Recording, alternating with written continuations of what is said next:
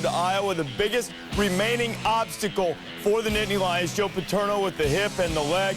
Coach from the press box, Daryl Clark, of course, has had some issues. Watch a little direct snap formation. Going to move Clark out to the wide out and direct snap it to Derek Williams. He gets very fine block and makes a good cut up inside. Voids one tackler, goes in for the score. That made it 23-14. About to go to the fourth quarter. It appeared that everything was in good shape, but here comes Sean Green, nation's third leading rusher. Fabulous job of the offensive line of clearing everything out to the right. He takes it in for the score. Gone over 100 yards in every game this year. 23-21. Evan Royster. Royster had 90 yards, but he gets swallowed up by a very tough Iowa defense. Loss of 7. Big stop. Then Penn State punting away, and he grazed the kicker's toe. Grazed the kicker's toe, and it gave him an automatic 1st and 10. And you also thought he got a little piece of the ball. Maybe should have been called. Yeah, because it ended up about Penn State 40-yard line, like a 10-yard punt. But here's a Pontiac game-changing nominee, Clark, who was not sharp. Overshoots his man, picked off by Tyler Sash. Clark was just 9 of 23 for 86 yards. Ensuing drive, 3rd and 15. Ricky Stanzi throws into coverage mayday, but there's a flag. Anthony Scarrato didn't think interference should have been called. What'd you think? I thought it was a good call. He hits him going over the top right here. I thought it was a good call. Yeah, no question. Interference should have been called and was. Drive stays alive. 3rd and 10 again. Stanzi looking for Brandon Myers.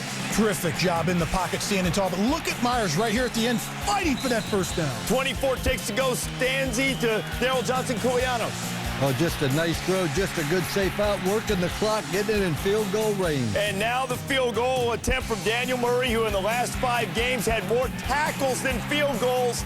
Now he's got the same number of field goals as tackles. The sophomore from Iowa City boots it through, and the Hawkeyes, who've had Penn State's number, do it to the Nittany Lions again. 24-23, Penn State handed its first loss of the season. Now, still control their destiny to go to the Rose Bowl, but the national championship hopes almost certainly come to an end at Kinnick Stadium against the Hawkeyes. We didn't play well the second half, but you got to be careful. I don't want to take anything away from Iowa. The Iowa kids stayed tough, played hard. The quarterback played a heck of a game for them.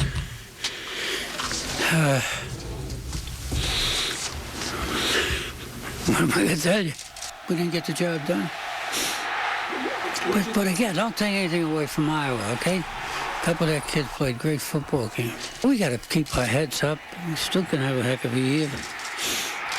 But we can't, can't stop moaning about this one. Maybe go home and cry on Sunday, but Monday we better come out ready to go to work. We had hopes, obviously, but I can't do anything about that right now. The only thing I can do is get positive about the next 2 ball games. And because of that, the people on the Bayou not real pleased to see Nick when he brought #1 Alabama into Tiger Stadium to take on the Bayou Bengals. First quarter, Alabama strikes first. Now, you know LSU fans love to get the cell phones of opposing players. They apparently been calling John Parker Wilson. He got flagged for unsportsmanlike conduct. Bad flag. Well, it gave LSU good field position. Jarrett Lee, Demetrius Byrd were tied at 7. Alabama, which had been so good in the first quarter, gave up some points in the first quarter. He also got run on. The nation's second leading rush defense, Charles Scott. And they rushed for over 200 yards, LSU did, and that's unheard of against the Nick Saban defense. But Saban's game plan confused Jarrett Lee, and they did. Rashad Johnson, this his 2nd interception of the game. Lee's 12th of the year at this point, and the 6th has been returned for a touchdown. Most in the nation, tied up at 14. Third quarter, Alabama starts to assert itself. Glenn Coffey, over 100 yards. Coffey went for 126, and that touchdown Tide has the lead. LSU answers. Touchdown, Charles Scott, and the Mad Hatter. Feeling that crowd get behind him. It's getting dark in Tiger Stadium, and they're starting to feel it. John Parker Wilson, 21 off. Wilson on the loose, mayday. And what a great job by John Parker Wilson of sensing that it's not there and taking it all the way in for the score. But wait, there's a flag on the play. All-world left tackle Andre Smith called for the hold, Mark. Why did he just run him over, maul him? He crossed his feet over, got off balance, drags the guy back. It's a hold. And Alabama was forced to punt. The ensuing drive, Lee looking for Richard Dixon. Your Bengals can't get it going. They punt. Ensuing drive. Wilson, Julio Jones, 8 yards. Time winding down. Now it's for a minute. Here is Lee Tippin for the game, and it is blocked. LSU with a huge play. Guess who gets up there? Big Ricky Jean Francois with a big paw right in the middle. That's a big old paw, too. That's about a size 16 hand. The Hat and LSU making the play, sending it to overtime. Saban reminding Tippin, get that ball into the air. First possession in overtime. 3rd and 6 for LSU. Lee, a little greedy. Pontiac game-changing nominee, guess who's there? The senior captain, Rashad Johnson, his 3rd pick of the game. First play for Alabama in overtime. Wilson to Jones. And what a terrific play right by Julio Jones. Comes down with the ball, just fights the defender off. First down inside the 5. And 2 plays later, John Parker Wilson, in a career-defining stretch in his senior season, stretches for the end zone, touchdown, ball game. Alabama remains undefeated as Nick Saban hitting back to midfield, and he and the Hat meet. Those two of exchange. They wouldn't really exchange words. Nick says, I like Les. Les likes to throw those little zingers in every now and then. Listen, makes it fun. I kind of like you.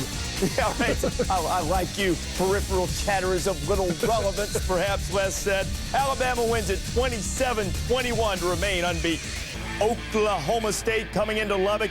2 straight top 10 matchups out in West Texas. Graham Harrell threw for 646 against the Pokes last season, but his team lost that game 49-45. That was the I'm a man, I'm 40 game.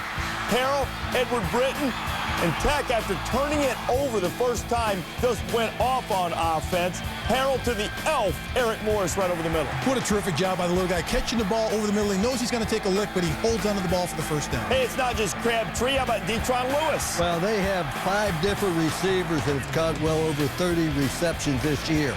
I just enjoy saying this. To the elf. Morris again, and now to the man, Michael Crabtree. 16th touchdown catch of the season. Crabtree kept his streak alive of at least 5 catches and a touchdown. Now 13 straight games. Only Larry Fitzgerald has a longer streak than that in college football history. 28-14. Now the score. Zach Robinson, Brandon Pettigrew. That football was not riveted to his rib cage. A turnover for Red Raider defense. Harold Crabtree. Could someone say the 2-time Biletnikoff winner? Crabtree, the best wide receiver in the game? I don't think there's any question about that. There was any question. Crabtree settled it. Let that move. Shaking the guy. I'd put 3 guys on him. That won't be enough. 35-20. Oh, let's see if he can catch the fade. Yep. 3rd touchdown of the game for Crabtree. Hey, after that opening fumble, these guys, look at that move, reeled off 7 straight touchdown drives. Wow, that was incredible. That's moving the chain. Crabtree, 8 catches, 89 yards, 56. Speakers, Mac Brown says, fresh out of motivational ploys. After losing to Texas Tech, they went back and they hit in practice. Baylor coming in. Colt McCoy, huge day, so too for Quan Crosby. He had 8 catches, 111 yards, touchdown there. McCoy to Brandon Collins, Mark. And on the play-action pass here, keep an eye on Colt McCoy. Here's the fake. Look at the time he's got in the pocket. Look 1, look 2, look 3, and he's going to throw to Brandon Collins, 40 yards for the touchdown. 26 of 37, 300 yards, 5 touchdowns, and Jordan Shipley scored a touchdown in every game, Lou. Well, the thing about McCoy is he can take and find time till the receiver gets open, such as Jordan Shipley here. 45-21, the final as Texas rolls easily. Oklahoma and Texas A&M. Chris Brown, one of a couple of Sooner running backs to go over 100 yards on the day. How many weapons do the Sooners have? They've got running backs DeMarco Murray, Chris Brown, great wide receivers, great tight ends. They just put points on everyone. Myriad weapons, Mark, a plethora, an assortment, a veritable potpourri like Joaquin Iglesias to all of the end zones I've visited before. Oklahoma scored 66 in Kyle Field, most ever for a Texas A&M opponent. Dominique Franks lines up scooping and scoring to put that 66 on the board. Route 66, not as bad as the 7 for the Big 12 South. SEC East, Tim Tebow and the Gators could wrap it up by beating Vanderbilt. Tebow. Oh, look at Tebow going shifty on the people. He ran for a couple of touchdowns. But Carlos Dunlap coming through. The Gators special teams have been great, Luke. Oh, they've been outstanding. But, you know, there's such a threat on the punt return with Brandon James that you're worried about coverage and you forget about protecting the punt. Tebow 12-17, under 71 yards, finds Riley Cooper for the touchdown, 28-0. Tebow lets it fly. Didn't stand tall in that pocket. David Nelson by himself. 42-14, Gators going to the SEC championship game to take on Alabama, Cal, and USC. Pete Carroll, his teams are 24-0 at home in November. Marcus Allen out of eligibility. Mark Sanchez, not so much. Damian Williams, no, check that is Patrick Turner. Now, Turner, he did not catch this football and hit the ground. Was it a touchdown or not? The officials ruled it a touchdown, and play was not reviewed. Trojans did a great job getting the extra point team out there and kicking it. Kevin Riley, Shane Vereen, but Cal lined up improperly, thus had an ineligible man downfield. It was called back. Now here is Sanchez to Damian Williams, and then Ronald Johnson. Just to make sure, 17-3. All-time in WAC games against Utah State. And they're already up 7-0. The defense would come up with a touchdown. DeAndre Burrell hit. Ellis Powers scores it. Now, you don't like the blue turf, Lou. You think they should take it out. Why? Oh, hey, but you can't see. I remember we did a game out there. I had a hard time counting 11 players. So they had 4-3, 5-4, etc. It's hard to see that. You know, it looks like they just pop up out of nowhere. Boise State had 4 different players throw touchdown passes. That one, Daniel Bissell to Jeremy Childs. Broncos win it just to make sure. Big Ten, Ohio State, Northwestern. Ohio State bounced back. Disappointing loss against Penn State. Beanie Wells all wrapped up in the backfield until he wasn't, Mark. And what a great job by Beanie Wells of keeping his feet moving and not falling down or stopping down the play. And watch the stiff arm right there. Just throws the defender down in for the score. Beanie, 140 yards. Scored a couple of touchdowns, and Terrell Pryor, too, should have been brought to the turf, but he wasn't, Luke. Well, yeah, you say he should be, but every time he plays, teams tackle him like that. So I'm beginning to think, hey, it's Pryor, not the defense. Rory Nickel with the catch. Pryor threw 3 touchdown passes, 45-10. Buckeyes roll. Michigan State still hoping to get a share of the Big Ten crown. Senior day for Javon Ringer. Boy, Ringer's been terrific. Second in the nation in rushing, almost 143 yards a game. He scores there. 7-0 Michigan State. Johnny Adams pick 6 against Justin Siller. Oh, what a sweet pick 6. Reaches behind him to get the ball, picks up the block down there, cuts it back, in for the score. Adams, a freshman, celebrating with Sparty. Michigan State goes to Happy Valley in a couple of weeks for the season finale. They win. They get a share of the Big Ten title. Michigan beats Minnesota 29-6 to get the Little Brown Jug for the 27th time in 29 meetings. And Western Michigan from the Mid-American Conference, 8-2. They beat the Zookers. Rose Bowl and No Bowl. Rose Bowl and No Bowl. How about regroup, reassess their goals after a couple of disappointing losses, most recently to Florida. Remember Kentucky had all those punts blocked against Florida? They turned the tables, Mayday. Well, Steve Wortmeyer, that special teams coach, they should give him a raise. Extend his contract. He's done a wonderful job at Kentucky. See, if you're with us through the whole season, you get all the inside jokes. Mayday wanted to fire Ortmeyer tongue-in-cheek-wise a couple of weeks ago. Noshawn goes in to score. Second of the game, 28-24. Cats had the lead again. There goes Noshawn, Luke. Oh, boy, he's just having a tremendous year. Second back to go over 1,000 yards 2 years in a row. At Georgia, Herschel Walker, obviously the other one. The ensuing Georgia kickoff, Kentucky's got a guy. What I say about Steve Wortmeyer, he gets these guys in position. Great return right here. Takes it inside the 5-yard line for Kentucky. Winston Guy sets up a Kentucky touchdown, 38-35. Under 3 minutes to go. Matthew Stafford trying to save his team. Muhammad Massaquoi had a huge game. 77 yards he rips off here. 191 yards receiving on 8 catches for Massaquoi. He redeems himself after fumbling a couple of times earlier in the game. Stafford looking for his freshman receiver, A.J. Green. Just a tremendous throw to freshman, but what a freshman Green is. He is as good a freshman as I have ever seen. 42-38. Kentucky was driving again, and Randall Tex-Cobb throws the knockout. Well, he got knocked out. His glass jaw showed itself as DeMarcus Dobbs picked it off, and Georgia holds on to win. Cincinnati and West Virginia, the most bizarre ending you'll ever see. 20-9.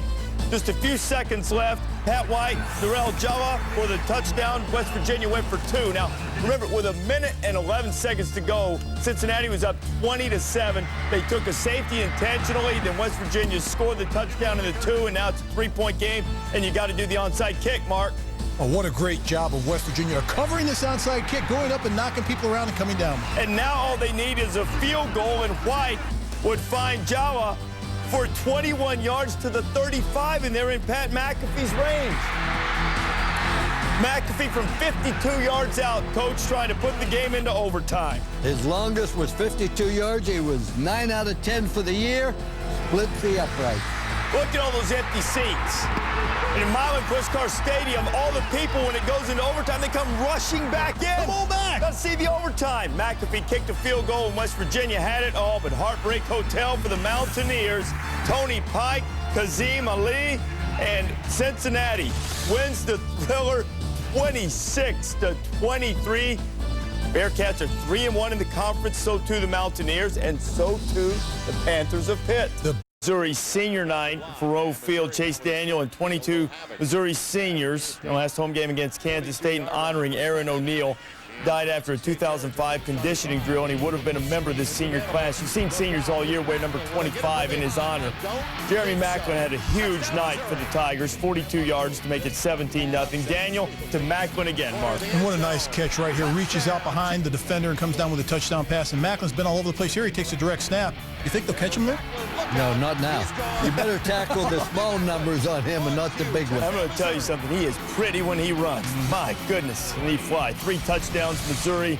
Got a little closer than some thought at the end, but 41-24 the final. Nebraska beats Kansas 45-35. Big 12 North standings. Looks like Mizzou has a big-time edge there.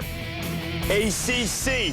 Can't figure out either division in the ACC. Georgia Tech and North Carolina. I'm not calling them the North Carolina Alouettes. They're going to continue to wear those jerseys.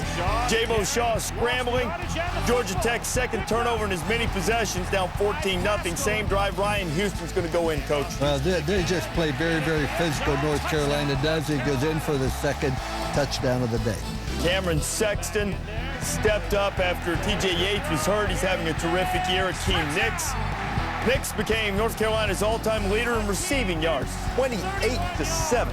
Carolina beats Georgia Tech, and now look at the ACC Coastal, Carolina and Miami. Now, Carolina lost to Virginia Tech. They would lose the tiebreaker there, but they did beat Miami, and Butch Davis in his second year got a shot at making it to the ACC championship game.